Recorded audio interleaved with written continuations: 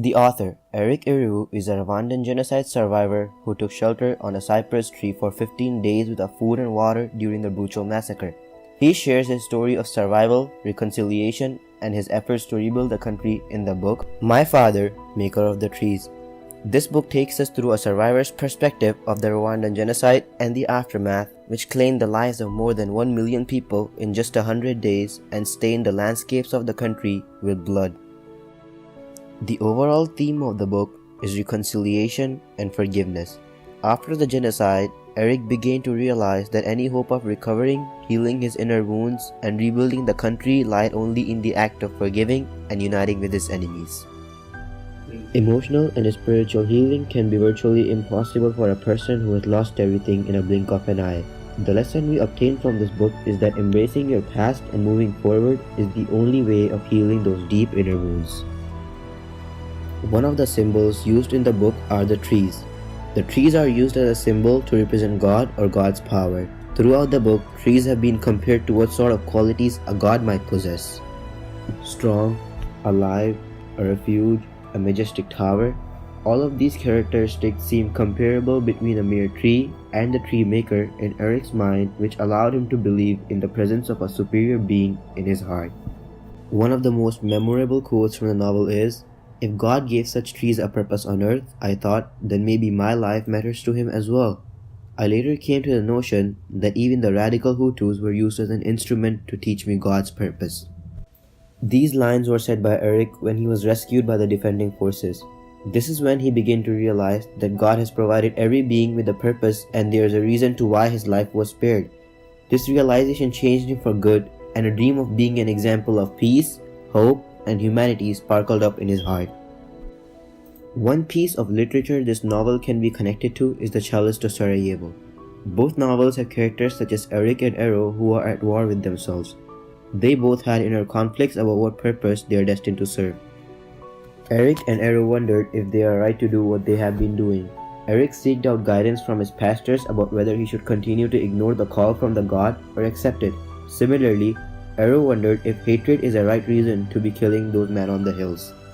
Moreover, one more similarity between the two novels is that public places were used to bury the deceased. In The Chalice of Sarajevo, a sports stadium has been turned into a graveyard, while in the Rwandan genocide, the dead were buried in schools, government compounds, and even playgrounds. This novel can heavily relate to the real world since it is a non-fiction itself. There are countless people out there like Eric who are still mourning the deaths of their friends, families, and loved ones, and cursing their own fate to be alive. Unfortunately, we as humans have not learned from our mistakes in the past. Wars and genocides are still occurring. People are being killed out there in masses as we speak. We are now further away from world peace than at any other time in the past 10 years. In short, humanity still does not prevail.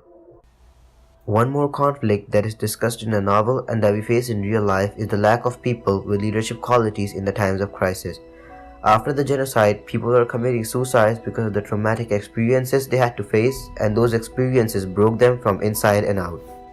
Eric took the role of a leader and brought people together to share their pain. He contributed heavily in rebuilding the lives of survivors by organizing orphanages, ministries, and relief centers. We need people like Eric at the times of conflict who can help provide people with a reason to live. I love enjoying literature that discusses the consequences of war, and this is one of the reasons I felt a huge connection with this novel. The fact that this story is narrated by a survivor of the genocide is intriguing enough to make us pick this novel up and read it. Eric witnessed the horrors of the genocide at the age of just 16. That is why I could feel the suffering he has been through during and after the horrific massacre, which sparked my interest to see more about the Rwandan genocide through the eyes of other survivors. I can relate to the character of Eric because we share a similar desire to help others financially or by at least sharing their pain by comforting them emotionally. One of my long-term goals is to build an orphanage which could help people find a new family. My father, maker of the trees, left me with a devastating feeling about how deep humanity has fallen. It gets scarier the more I think about it. Seeing your family get slaughtered in front of your eyes, no one can bear that feeling and be alright after. To sum it all up, My Father, Maker of the Trees attracts audiences of all ages. It consists of lots and lots of literacy devices and methods of development. It tells the story of survival, reconciliation, and forgiveness, and it deserves every second of your attention. Moreover, the fact that the book is written by a survivor himself is like the icing on the cake.